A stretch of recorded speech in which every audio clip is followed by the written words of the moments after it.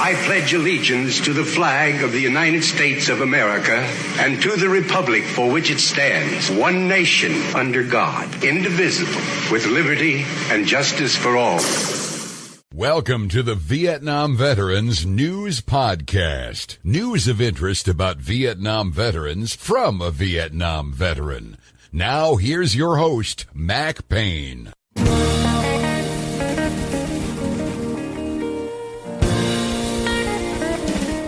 This is Mac Payne here with episode 1730 of the Vietnam Veteran News Podcast.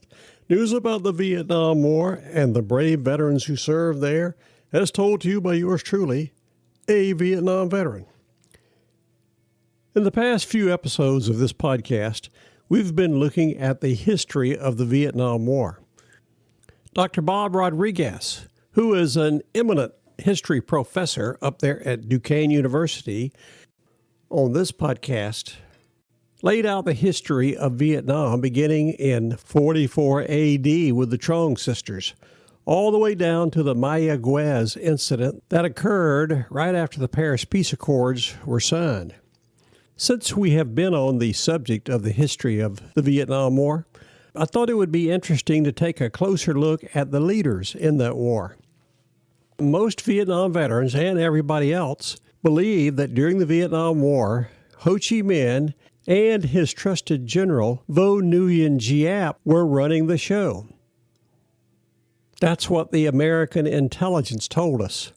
True to form, unfortunately, as it has been so true to form, they made a mistake. Ho Chi Minh and General Giap weren't leading the show during the Vietnam War. It was being pushed by a Vietnamese leader by the name of Le Duong. It is always interesting to shine the light of knowledge on the darkness of ignorance. That's what I'm going to do here. There was an excellent article in the Air Force magazine titled Calling the Shots in Hanoi that was submitted by Mr. John T. Correll that gave a very clear description of who actually was running the war in Vietnam. I'm going to share that story with you in my effort to help stamp out ignorance. After you hear it, you will be a whole lot smarter about who was running the show in North Vietnam during the war. Things could have been a lot different if someone else was in there. Let's take a look at this story. Again, it comes from the Air Force magazine, and it is titled Calling the Shots in Hanoi, submitted by John T. Correll. The legendary North Vietnamese leaders stood tall, especially in the perception of their U.S. opponents. During the Vietnam War, two names from the other side were burned into the awareness of the U.S. public and news media. Ho Chi Minh, the president of North Vietnam, and his close colleague, Vo Nguyen Giap, commander of the Army and Minister of Defense. By long tradition, Ho and Giap have gotten most of the credit for forcing the French and the Americans to withdraw from Southeast Asia. In recent years, though, the legends have undergone considerable re-examination, and a different picture has begun to emerge of North Vietnam's wartime leadership. Imagine that. Ho Chi Minh was Vietnam's great national hero and president of North Vietnam from 1945 until his death in 1969. He was listed by Time magazine as one of the 100 most important people of the 20th century. War correspondent Bernard Fall described him as a frail 77-year-old gentleman with a wispy beard and rubber sandals ruling a country the size of Florida. News reports called General Giap the Red Napoleon and the greatest military strategist, logistician since Hannibal. He built the army from a cadre of 34 peasant soldiers in 1944, and in 1954, Giap managed to haul his artillery overland and inflict a humiliating defeat on a technologically superior French force at the isolated mountain outpost at Bien Phu. However, by the 1960s, and unknown by the outside world, the political power in North Vietnam had shifted. Ho and Giap no longer had the strength they possessed earlier. This has been revealed mainly through the work of Columbia University historian Lien Hang Nguyen, who interviewed sources in Vietnam and had access to previously unavailable North Vietnamese records. One of the greatest misconceptions of the Vietnam War was that Ho Chi Minh was the uncontested leader of North Vietnam, she said. In reality, he was a figurehead, while Lê Giang, a man who resides in the margins of history, was the architect, main strategist, and commander-in-chief of North Vietnam's war effort. Lê Giang, the party first secretary, lacked Ho's popular appeal and exerted his power from behind the scenes. His right-hand man was Lê Duc Tho, who would later be the negotiator who met with Henry Kissinger at the peace talks in Paris. As late as 1967, America's military intelligence and civilian leaders had no real idea of who was actually calling the shots in Vietnam, Professor Nguyen said. Two major events usually attributed to Giap, the Tet Offensive of 1968 and the Easter Invasion of 1972, were actually the doing of Lê Giang. Ho Chi Minh, born in 1890, was a committed communist and admirer of Lenin. He left Vietnam in 1911 on the crew of a passenger ship and spent his early years abroad, notably in Paris and Moscow. He rose in the ranks of the Communist International. Soon Ho was roaming the earth as a covert agent for Moscow, said historian Stanley Cardall. In 1930, the Comintern sent Ho to Asia, where he settled differences among dissidents and formed the Indo-Chinese Communist Party. He was sentenced to death in absentia by the French, but they were unable to extradite him from Hong Kong, where he was in a British jail, having been arrested for subversive activities. In 1940, he was operating from Kunming in southern China, where he met Giap for the first time. In 1940, Ho revived the inactive Viet Minh independence movement and organized the anti-French, anti-Japanese resistance around it. Giap was military leader of the Viet Minh.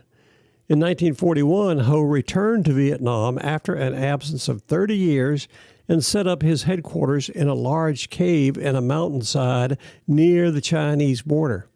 He went by various names before settling on Ho Chi Minh, which means he who enlightens. Giap began to read the anti-colonial articles published by the expatriate who became known as Ho Chi Minh when he was 13 years old. He obtained a law degree from the French University in Hanoi, but did not practice law because he failed the examinations. Instead, he taught history at a private school. In 1940, the Communist Party, which Giap joined in 1931, sent him to China to join Ho, with whom he formed a close relationship. He was self-taught in military manners. He wrote extensively on strategy and tactics, but his work derives almost completely from Mao Zedong's theories of the People's War. In 1945, Ho, as president of the Provisional Government of the Democratic Republic of Vietnam, declared independence in Hanoi. The crowning achievement for Ho and Giap was Bien Dien Phu in 1954. For 56 days, Giap's insurgent army pinned down 11 French battalions. His artillery firing from the hills pounded the encampment in the valley below. Ground routes were cut off. Airplanes could not land on the besieged airstrip. The only way in was by parachute. There was no way out. The fall of Bien Dien Phu was the final blow for the French in Indochina. Almost 30,000 victorious Viet Minh troops entered Hanoi, where Ho set up the communist government. Lê Giang came into contact with revolutionary thought through his work as a railway clerk. He became a Communist Party leader and was imprisoned several times in the 1930s and 1940s. When independence was declared in 1945, he hoped to be named Minister of Defense. Ho chose Giap instead, which might be one source of Lê Giang's lifelong disdain for Giap and Ho Chi Minh, Professor Nguyen said. Professional jealousy strikes again. Instead of going to Hanoi, Lê Giang remained in the south to direct subversive operations. In the 1950s, he was head of the Central Office of South Vietnam. The party leadership sent him Le Duc, who became Le Duc's trusted deputy. Le Duc Tho, a revolutionary at age 15, had worked as a post office radiotelegrapher while organizing demonstrations against the French. He made his mark as a regional press and propaganda chief. In later years, U.S. officials made the mistake of believing Le Duc Tho was a moderate. Both Le Duc and Le Duc Tho were reassigned to Hanoi in 1957. The reputation of the new regime had been severely damaged by a land reform debacle. The idea of redistribution of agricultural acreage to peasants was forgotten as party cadre and people's courts seized farms and executed those accused of being landlords. Most of the land wound up in state-owned collective farms. The first secretary of the party got most of the blame and was driven from office. Ho assumed the first secretary's title himself and, in 1959, appointed Le Duc, the only official not tainted by the land reform disaster, to handle everyday responsibilities of party leadership.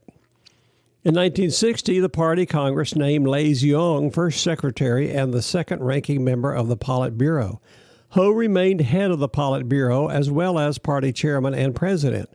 It was Le Duc, though, who held the daily levers of power, including internal security, by means of which he established an effective police state. As early as 1956, the Politburo had explored the idea of overthrowing the South Vietnamese government to reunify the country under Northern control. A people's war in the South was approved in 1959. Ho and Giap were aligned with the North Firsters, who wanted to concentrate on building North Vietnam. Conquest of the South would be gained through protracted insurgency with assistance from North Vietnam. The South First faction, which Le Duc and Le Duc Tho were part of, wanted to move faster to secure an all-out victory. In 1963, the party Central Committee approved Le Duc's proposal for a general uprising, better known as Gogu, G-O-G-U, strategy employing full-scale military force to stimulate mass political uprising in the South.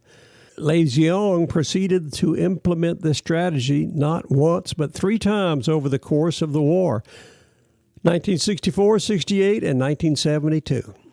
At great cost to the revolution, Professor Nguyen said, Giap opposed such actions as foolhardy.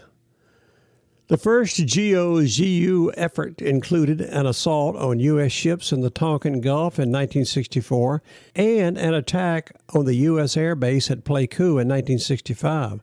The results was not what Le Duc expected. The U.S. responded with deployment of aircraft in substantial numbers, followed by introduction of ground troops, a sustained air campaign against North Vietnam, and a relentless buildup of U.S. ground forces. Le Duc was not able to try Gogu again until the Tet Offensive of 1968. In preparation for it, he carried out a purge in 1967 of those insufficiently enthusiastic about his plan. He did not strike directly at Ho or Giap, but he arrested and imprisoned dozens of their allies. Ho went to China, returning to make a futile last stand against the offensive at the Politburo meeting in December of 1967. Giap fled to Hungary, where he remained until early 1968. He took no part in the Tet Offensive, which was commanded by others reporting directly to Le Duc. Neither Ho nor Giap challenged Le Duc publicly. On the night of January the 31st, 1968, at the beginning of the Tet Lunar New Year holiday, the North Vietnamese and the Viet Cong insurgents attacked cities, towns, and military bases all over South Vietnam, striking in more than 100 locations. The offensive was defeated at every point. The Viet Cong lost 80% of its infrastructure and was destroyed as an effective fighting force. However, U.S. leaders managed to turn battlefield victory into a strategic defeat. Thank you, Walter Cronkite. Having depicted the war as almost won, they lost faith, abandoned the goal of winning the war, and sought a negotiated settlement. This is not what Lê Giang wanted. His second shot at winning the war had failed, and it would be years before he had the resources for another attempt. Meanwhile, U.S. officials repeated their misperceptions. The State Department said that Ho Chi Minh and leaders in Hanoi planned the Tet Offensive, and U.S. Commander General William C. Westmoreland declared that the myth of General Giap's military genius was discredited, even though Giap was out of town at the time. The New York Times noted the absence of Giap in Hanoi, but had an explanation. He had moved temporarily to a command center closer to the action in the South. Westmoreland believed reports from his intelligence staff that Giap had been seen coming and going around the U.S. Marine base at Quezon. As late as 2013, a retrospective in the Washington Post said that the Tet Offensive was orchestrated by General Giap. That tells you the Washington Post, many times, does not know what it's talking about. Ho Chi Minh died on September the 2nd, 1969. Most of his titles were relegated to ceremonial use. Collective leadership was supposedly in force, but Lê Giang continued in firm control via his position as first secretary. At the funeral, he read Ho's political will, which urged the preservation of party unity and predicted the defeat of the United States. Giap published several journal articles urging concentration on mobile strike units instead of massed forces. According to the New York Times, U.S. intelligence took this to mean that in light of the failure of the big enemy offenses in 1968, the 57-year-old defense minister had evolved a new strategic concept, making a virtue out of a necessity. In 1972, with virtually all U.S. forces withdrawn from Vietnam, Lê Giang saw a renewed opportunity. He threw 90,000 North Vietnamese troops into a three-pronged invasion across the DMZ and out of Laos and Cambodia. Unfortunately for him, some U.S. air power remained, and it was rapidly augmented. As airstrikes intensified, Hanoi sustained huge losses in a failed effort. The bombing of Hanoi and Haiphong in December of 1972 forced Lê Giang and Lê Duc Tho to bargain for a settlement. The Paris Peace Accords were signed on January 28, 1973. U.S. negotiator Henry Kissinger and Lê Duc Tho were jointly awarded the Nobel Peace Prize. Tho declined to accept, saying that peace has not yet been established. In fact, North Vietnamese losses at the ceasefire had the practical effect of delaying conquest of South Vietnam for another 2 years. Giap was kept on the sidelines during the 1972 operation, but the press held him responsible anyway. The New York Times reported that it was Giap who bore the brunt of criticism for the defeat. The Washington Post said he was relieved of his command after his Easter offensive failed. Proving again those two newspapers really don't know what they're talking about. In March 1975, with the United States long gone from Vietnam, Lê Giang finally launched a successful invasion of the South, a massive operation that led to the fall of Saigon within 6 weeks.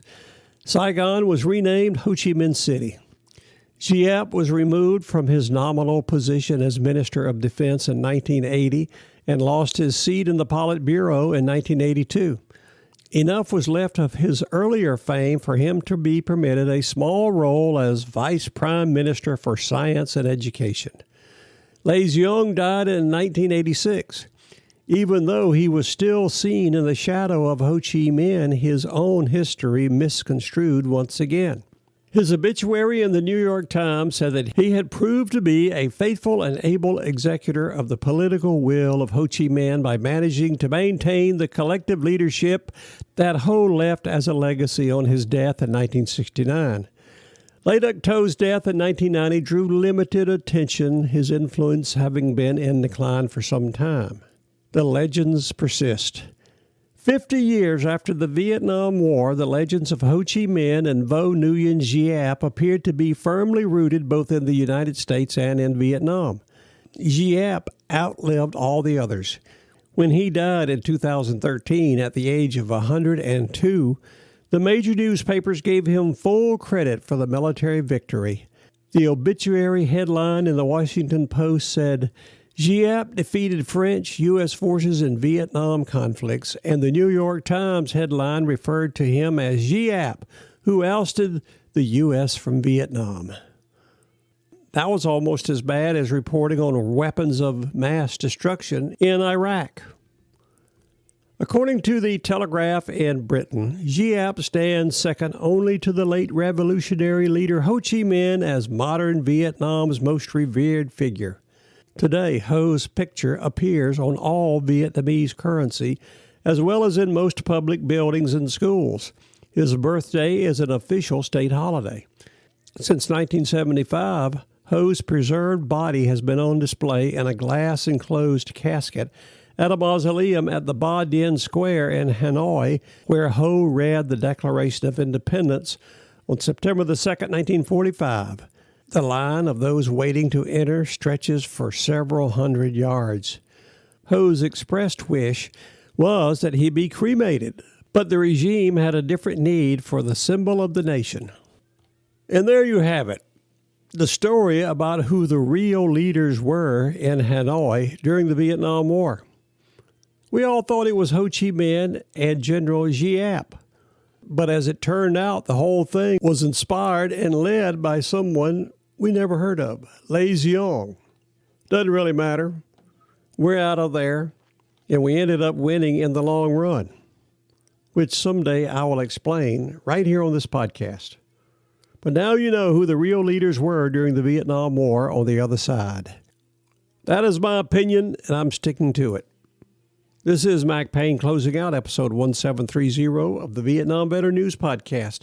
Thank you so much for coming to listen to these stories. You are cordially invited to return again soon and often to listen to more coming your way on this podcast, the Vietnam Veteran News.